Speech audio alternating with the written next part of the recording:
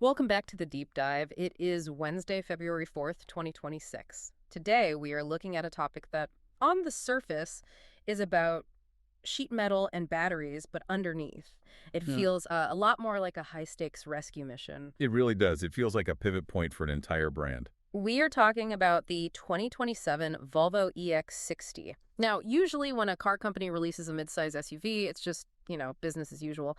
But we've been digging through a serious stack of sources for this one. Yeah, we have. We've got first looks from Green Cars and Car and Driver, some really biting industry analysis from EV Powered, and even some technical reports out of Italy about the software architecture.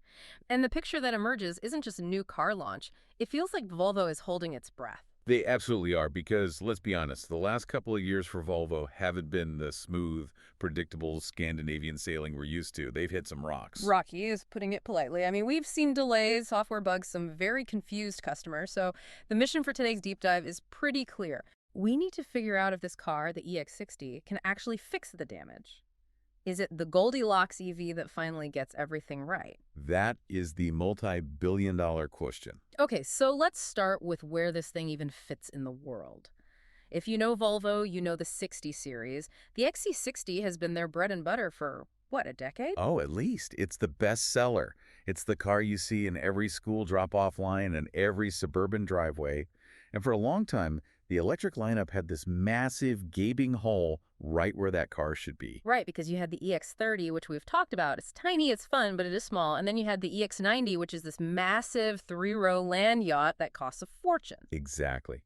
If you were a family of four or just someone who wanted a normal-sized premium SUV, you were kind of stuck. You either compromised on space with the 30 or you bought a bus you didn't need with the 90.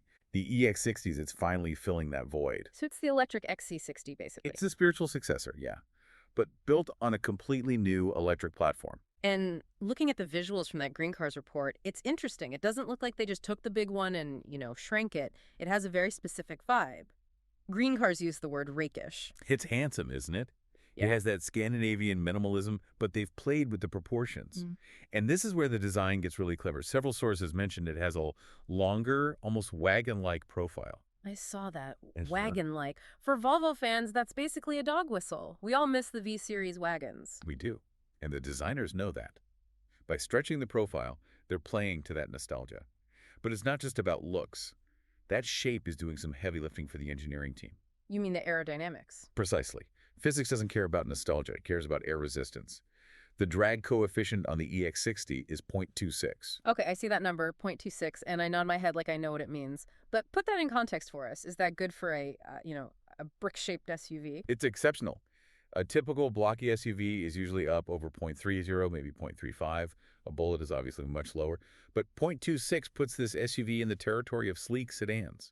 Wow. And when you're pushing a battery-powered car down the highway at 70 miles an hour, air resistance is your #1 enemy.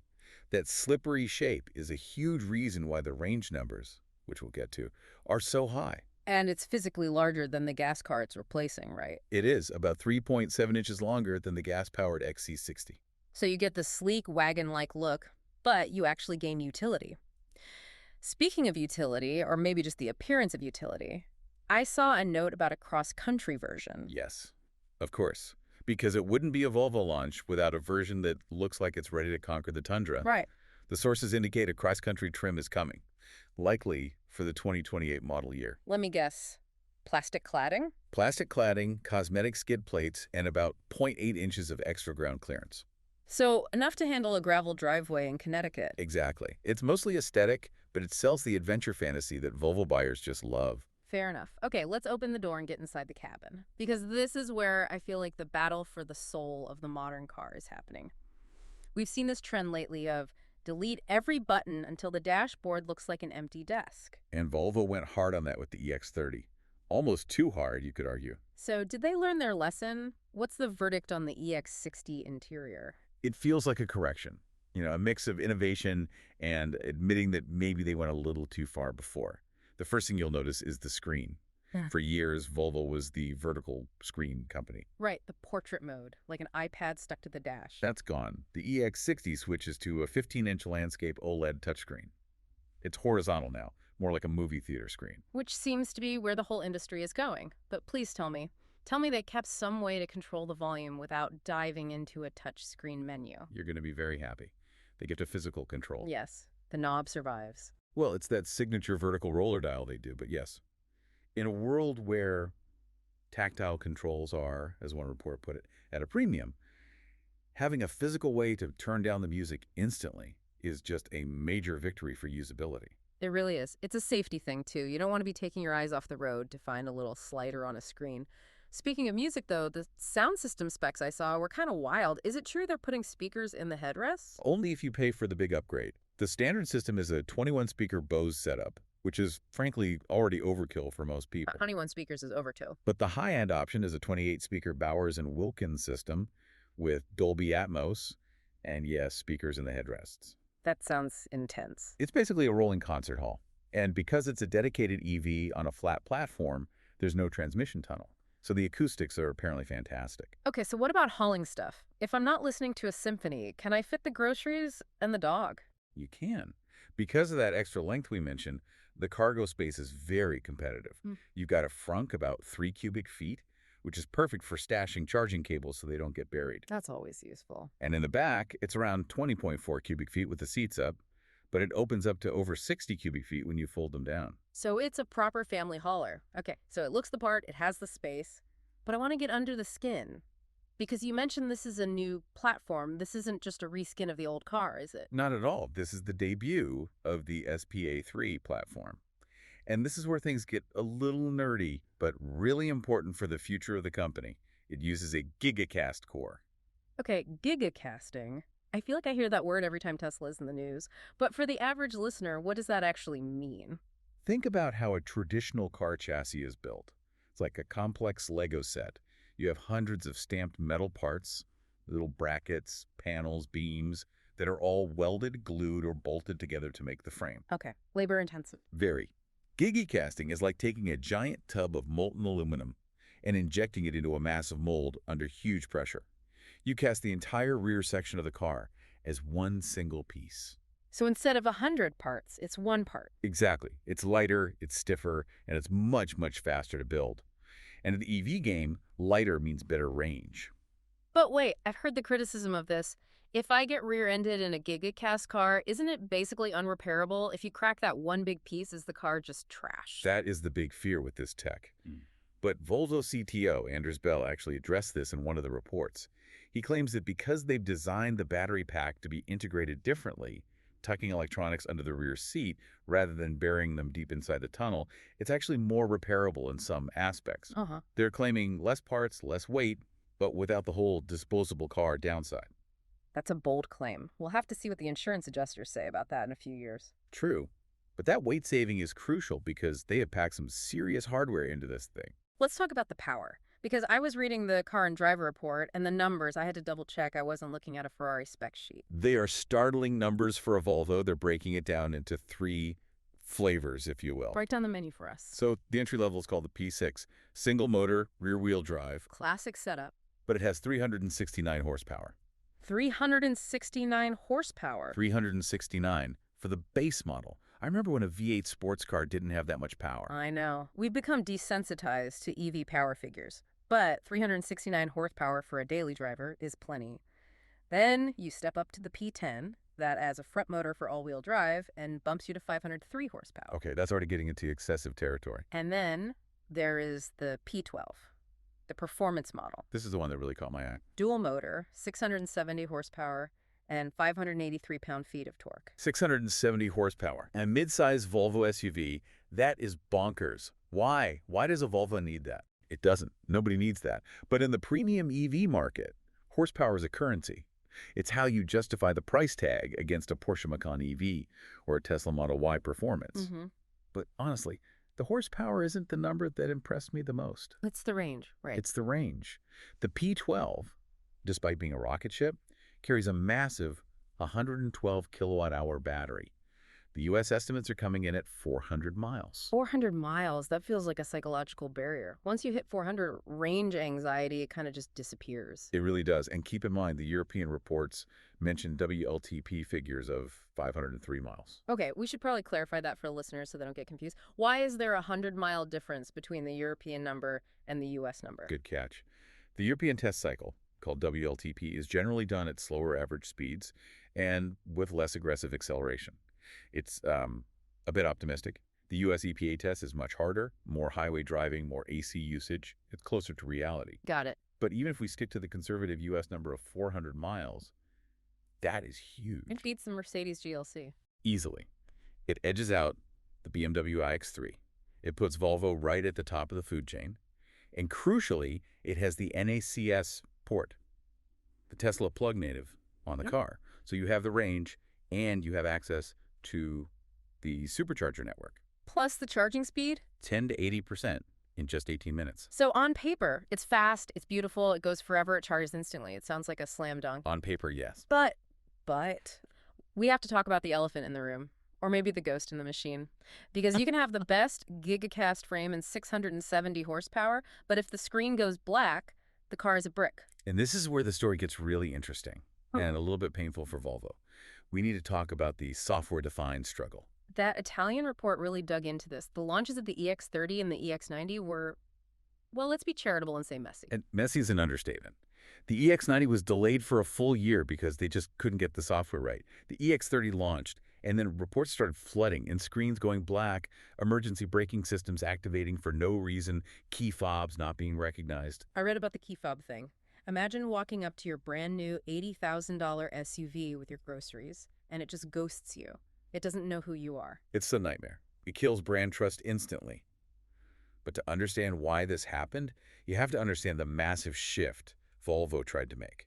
Unpack it for us. Why is this so hard? I mean, everyone carries a supercomputer in their pocket. Why can't a car company make a screen work? Because a car isn't a phone. Traditionally, cars are built with what we call supplier-based architecture. You buy the brakes from Brembo, and the brakes come with their own little computer brain. You buy the windows from someone else, they have their own chip. The wipers have a chip. So a car is basically a network of 50 different little computers shouting at each other. Exactly. It's spaghetti wiring. It's heavy, and it's dumb because the systems don't talk to each other very well. Volvo decided to move to centralized computing. They wanted to control the full software stack themselves. One central brain, a core computer, controlling everything. Which sounds better, right? Like moving from a room full of calculators to one supercomputer.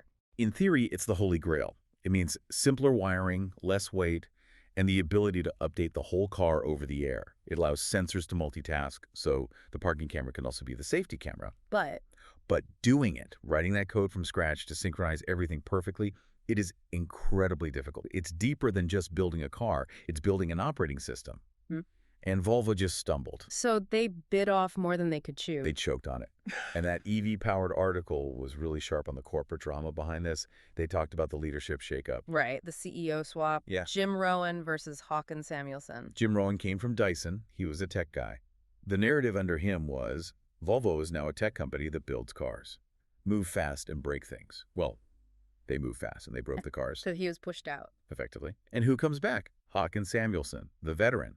The guy who ran Volvo from 2012 to 2022, you know, the golden era, he is a car guy. So the narrative shifts from tech startup back to safety and dependability. Yeah. Exactly. Samuelsson's return signals a return to Volvo-ness. No gimmicks, just cars that work. And his main pitch for the EX60 is fascinating. He's essentially using their past failures as a selling point. That's a bold strategy. Buy our new car, we messed up the last ones really bad. It sounds crazy, but listen to the logic. He says the EX60 is starting with mature software. Why? Because it's inheriting the code base that they spent the last painful year fixing on the EX90. Oh, I see. So he's saying the EX90 buyers were the guinea pigs. They suffered so you don't have to. Precisely. He's arguing that the hardware was never the problem. Volvo builds great hardware. It was the code.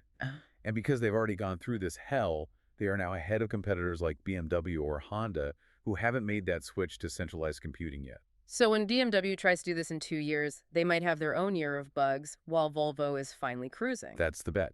And to double down on this return to normalcy, look at where they are building the EX60. Sweden, home turf. The EX30 was built in China. Building the EX60 in the original Torslanda factory is a huge symbolic statement. It says, "We are Volvo. We are back." It really does feel like they're trying to communicate stability.